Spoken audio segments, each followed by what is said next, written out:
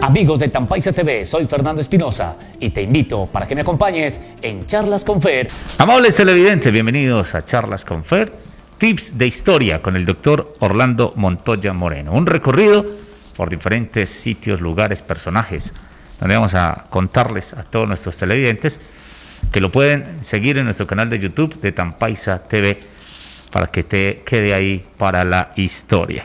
Doctor Orlando, vamos a hablar hoy del Seminario de Misiones. ¿Cuál es el origen del Seminario de Misiones? El Seminario de Misiones es un centro para formación de sacerdotes que fundó en 1927 Miguel Ángel Builes, quien era el obispo de la diócesis de Santa Rosa de Osos. Él, para hacer esa fundación, compró unos predios y una casona vieja que había en ese sitio, que se llamaba El Contento, así se llamaba esa hacienda. Esa hacienda había sido una fonda, y para los jóvenes de hoy, una fonda puede que no diga mucho, pero una fonda era una especie de hoteles en el camino, en la época de la arriería, que hacían largas jornadas, y un viaje a Medellín, por ejemplo, de Yerumal a Medellín, podía durar 3-4 días, porque no habían carreteras, era todo lomo de mula, y los animales y los hombres tenían que descansar. Entonces, al llegar a las 5 o 6 de la tarde, ellos tenían que buscar una posada. Allí estaban los establos para las bestias, descargaban las mercancías, dormían, se alimentaban, y al otro día seguían el rumbo. ¿Quiénes pasaban por aquí, por ejemplo, para allá? Pasaban viajeros de la costa atlántica, del Bajo Cauca, de los mismos municipios del norte, de Cáceres, de Caucasia. Eso significa que siempre Yerumal ha sido el centro. Siempre ha sido un sitio de paso, sitio de comercio, un sitio de relaciones intermunicipales e interdepartamentales. Entonces, ahí estaba la posada El Contento. Y él compró, Miguel Ángel Builes compró esa posada a un señor, don León Arboleda. La compró en 3.500 pesos oro. Es todo lo que conocemos del seminario. Es todo lo que conocemos del seminario, pero después se anexaron otros predios. Otros predios. Que baja hasta el río. Por ejemplo, lo que era una parte del cementerio, lo que se llamó el cementerio de los pobres, sí, que era una parte mucho más abajo del actual cementerio del Carmen. Fue una parte que la iglesia, la parroquia, cedió para terrenos del seminario. Ajá. O sea, se amplió con otras, pero la adquisición, el sitio donde estaba y una gran parte del terreno era la posada. Eran de la hacienda o de la posada del Contento, que cuando se le compró era el propietario don León Arboleda.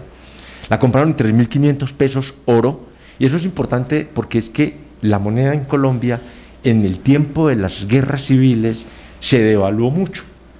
Entonces, un peso oro era un peso fuerte, y había otro peso que se llamaba el peso papel moneda. Entonces, un peso papel moneda era igual a un centavo.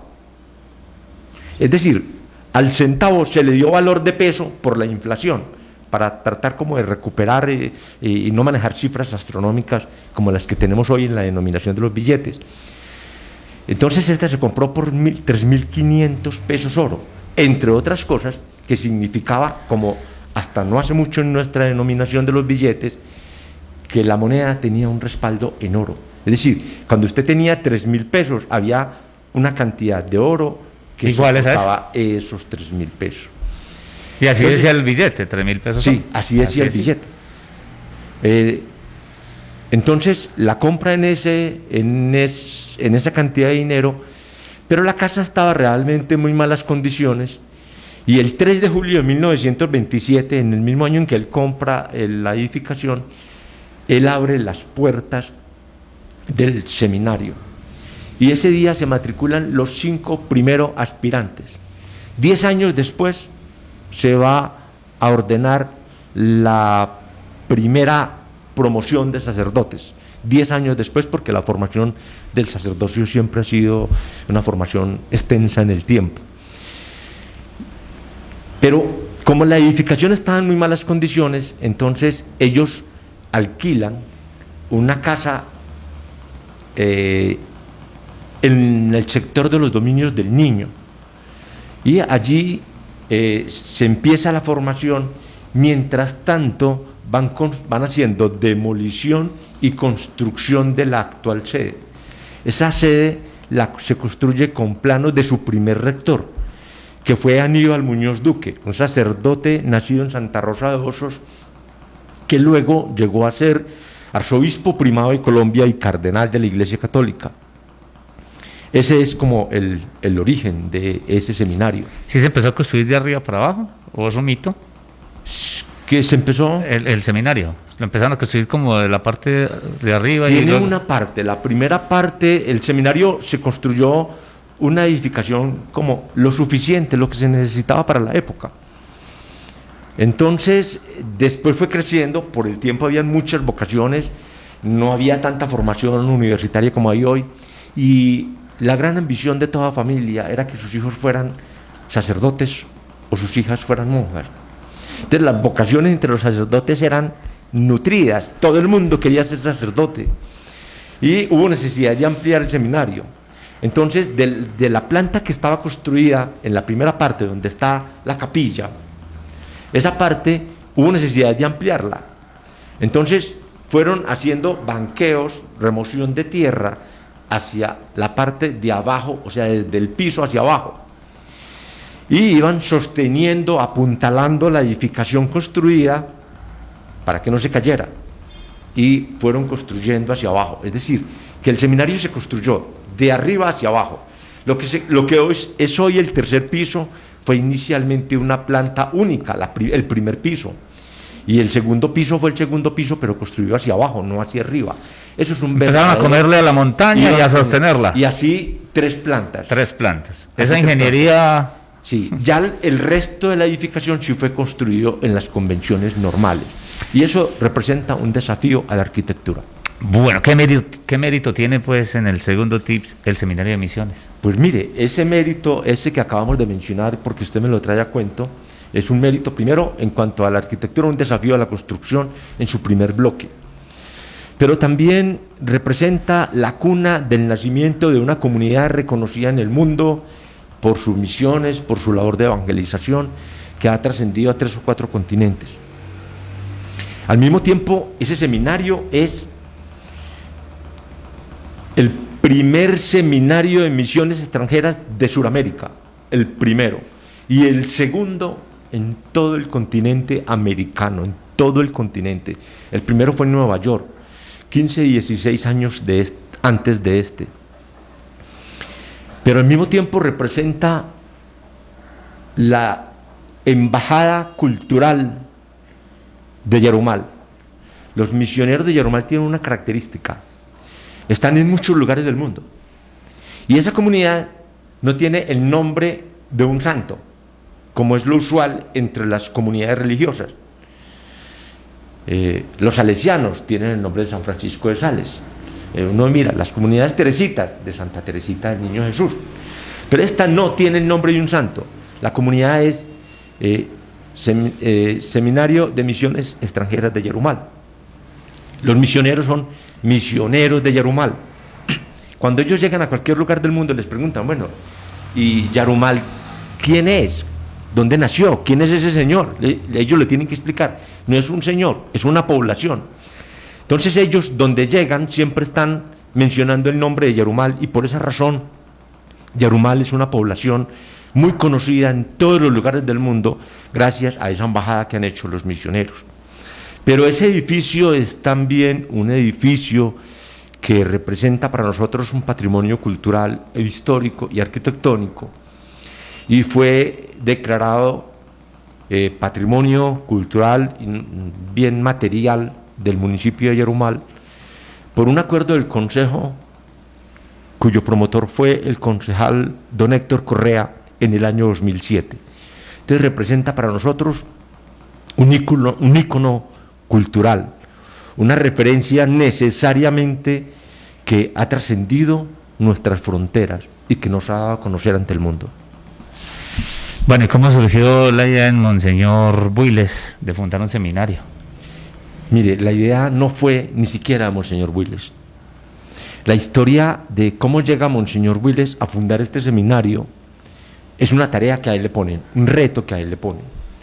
Dijimos que abrió las puertas el 3 de julio de 1927, pero las abrió porque él se había consagrado obispo 3 años atrás, en 1924.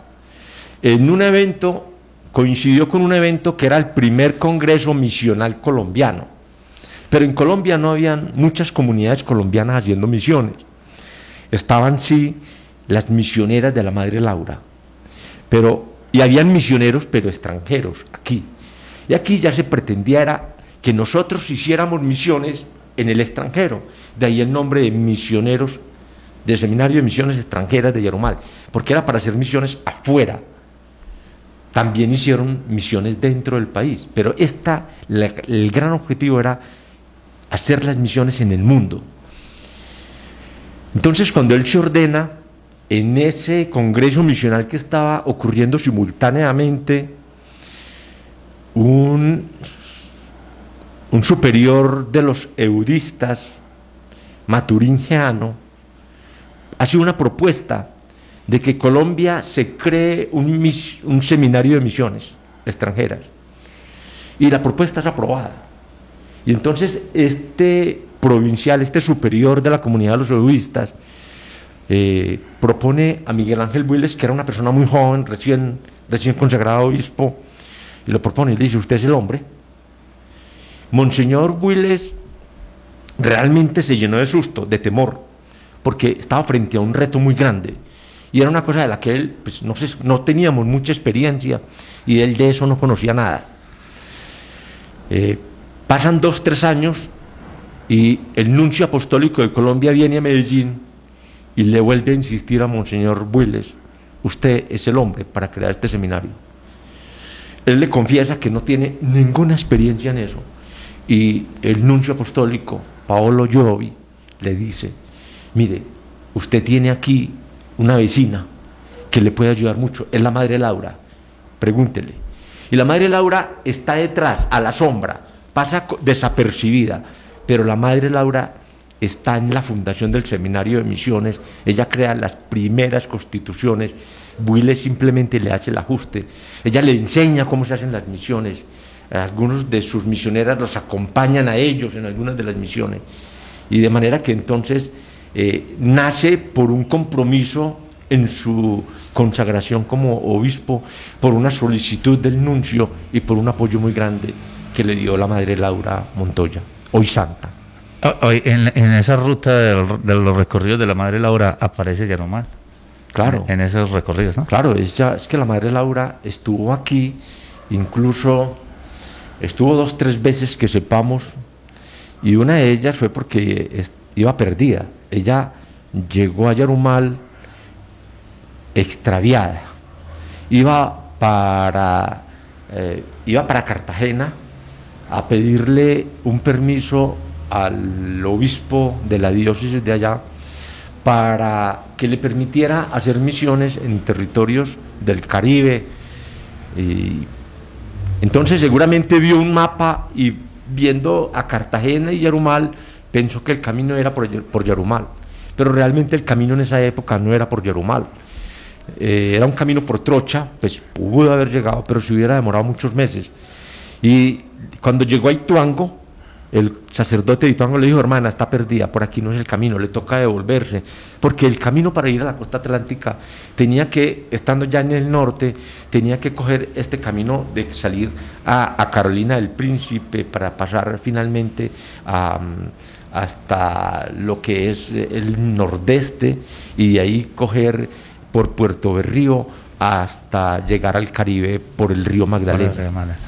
Doctor, ¿algún sacerdote javeriano que conozca usted, o que lo haya conocido, que haya hecho misión en África? Por ejemplo, por ahí está el padre Fernández, que están allá en el África representando a Yarumal, porque ellos son misioneros de Yarumal, y son javerianos, pero dicen que son misioneros de Yarumal. Claro, el padre Fernández tiene 3 libros sobre el África: sí. La pasión del África, la seducción del África, el otro no lo recuerdo. Manda fotos y está siempre vigente. Sí, y es un convencido de lo que es la misión, y haciendo obras muy lindas. En estos días, en tiempos de la pandemia, precisamente me encontré un testimonio de esas comunidades. Ellas son comunidades que están muy alejadas de todo lo que es el desarrollo, de todo lo que son las comodidades, de todo lo que es la salubridad. Y ellos, al par de que desarrollan las misiones como evangelización, procuran el desarrollo de esas comunidades y llevan gente, voluntarios, a que les presten servicios. Y ellos los han dotado de acueductos. Y encontré un testimonio en pleno tiempo de pandemia, donde decía el nativo, un samburu, decía que ellos antes no tenían agua, que hoy ya tienen agua, que se puede lavar las manos, pero que como no tienen jabón, se la lavan con cenizas. Muchas gracias por estar aquí en Charlas con Fer, hablando en este día de el Seminario de Misiones Extranjeras de Yarumal. Nos veremos en una próxima oportunidad con el doctor Orlando Montoya Moreno, historiador, para contarles más del municipio de Yarumal y de la región. Amigos de Tampaisa TV, soy Fernando Espinosa y te invito para que me acompañes en Charlas con Fer.